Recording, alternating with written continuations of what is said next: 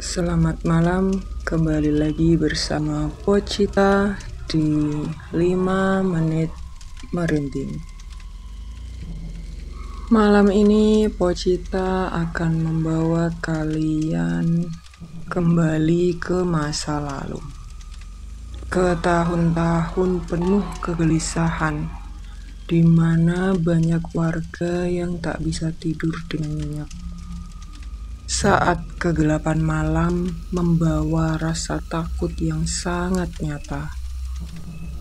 Mungkin sebagian dari kalian tidak asing dengan cerita ini. Ini adalah kisah kolor ijo. Sekitar tahun 90-an, di beberapa daerah di Pulau Jawa terdengar kabar aneh. Beberapa perempuan muda ditemukan tak sadarkan diri dalam keadaan yang sangat lemas, atau bahkan mungkin bisa disebut mengalami pelecehan seksual yang tidak wajar. Tidak ada jejak pelaku, tidak ada saksi, hanya satu petunjuk yang tersisa. Mereka bilang melihat sosok berwajah mengerikan, hanya mengenakan kolor berwarna hijau. Lalu warga menyebutnya dengan sebutan kolor ijo. Konon, kolor ijo bukanlah manusia biasa. Ia adalah jelmaan dari dukun ilmu hitam yang menjalani ritual untuk meningkatkan keilmuan tertentu dan mendapatkan kekayaan secara instan. Namun sebagai tumbal, ia harus menebar teror, menyerang para perempuan, lalu mengambil kehormatan mereka sebagai persembahan kepada jin peliharaannya. Salah satu cerita yang Pochita dengar terjadi di salah satu desa di Jawa Tengah. Malam itu, seorang gadis bernama Sari pulang dari rumah temannya. Ia berjalan dengan cepat karena jam telah menunjukkan hampir tengah malam. Sunyi, tak ada suara, hanya langkah kakinya yang terdengar sendiri. Tapi tiba-tiba ia merasa seperti diikuti. Saat ia menoleh, kosong, tidak ada siapa-siapa di belakangnya. Kemudian Sari berlari dengan cepat, tapi entah bagaimana tubuhnya tiba-tiba terasa lemas. Matanya sangat berat, hingga akhirnya dia tidak sadarkan diri. Keesokan paginya, dia ditemukan oleh warga di pinggiran sawah dengan baju yang sudah compang-camping dan luka-luka aneh yang ada di tubuhnya. Kejadian itu membuat Sari tak bisa berbicara sampai beberapa hari. Hingga akhirnya ia berteriak histeris dan mengucapkan kata kolor ijo. Tak selang beberapa lama, hal serupa kembali terjadi. Seorang gadis muda bernama Darmi ditemukan lemas tak sadarkan diri di dapur belakang rumahnya. Matanya terbuka lebar, tapi tatapannya sangat kosong. Bibirnya bergetar sambil mengucapkan kalimat, "Pergi! Pergi, pergi kau kolor ijo." Warga yang melihat kondisinya mengatakan tubuh Darmi seperti habis dicengkeram oleh sesuatu. Ada lebam jari di leher dan di pahanya. Dan anehnya, lantai tempat Darmi ditemukan basah oleh lendir kehijauan yang tak bisa dijelaskan, seperti bekas siput raksasa. Tapi bau sangat menyengat seperti bangkai. Masyarakat yang mulai khawatir akan kejadian itu, mereka mulai begadang tiap malam, berjaga sambil membawa senjata tajam, bambu runcing, bawang putih, menyan, karena mereka percaya kolor ijo bisa ditangkal dengan benda-benda tertentu. Kecurigaan warga tertuju pada satu orang. Seorang laki-laki kaya tiba-tiba menjadi sorotan. Namanya Pak Wiryo.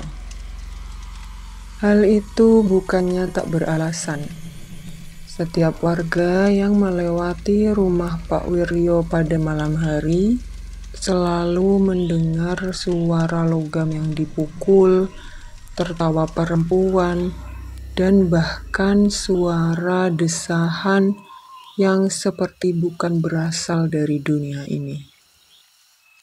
Desas-desus menyebar dengan sangat cepat, menyebutkan bahwa Pak Wiryo adalah seorang pemuja pesugihan. Hal itu karena kekayaan yang ia dapatkan berlipat ganda dalam waktu singkat. Lumbung sapinya juga selalu penuh, padahal sawahnya hanya sepetak kecil. Sapi-sapinya juga gemuk, padahal tidak pernah ia gembalakan. Tapi seperti yang kita tahu, harga dari kekayaan instan adalah darah, dan tumbalnya adalah kehormatan para wanita muda. Malam Jumat Kliwon kini menjadi malam yang paling berbahaya. Dua pemuda desa bernama Sarto dan Joko memutuskan berjaga di depan rumah Pak Wiryo. Mereka mengendap di balik pohon pisang yang ada di sekitar rumahnya. Benar saja, hal yang mereka tunggu-tunggu datang. Tepat pukul 1 malam, terdengar suara pintu yang terbuka. Bayangan hitam itu keluar dari rumah, tinggi, besar, dan jalannya membungkuk. Seperti yang para korban ucapkan. Dia hanya menggunakan kolor berwarna hijau. Tapi yang aneh, baunya tercium hingga belasan meter. Bau yang sangat busuk. Seperti bau bangkai yang bercampur dengan darah menstruasi perempuan. Melihat itu, Sarto dan Rian lalu pergi untuk melapor ke warga desa. Karena rencananya mereka ingin menangkap basah kolor ijo itu. Saat kolor ijo tengah menjalankan aksinya, dia mengejar seorang perempuan. Warga langsung berteriak.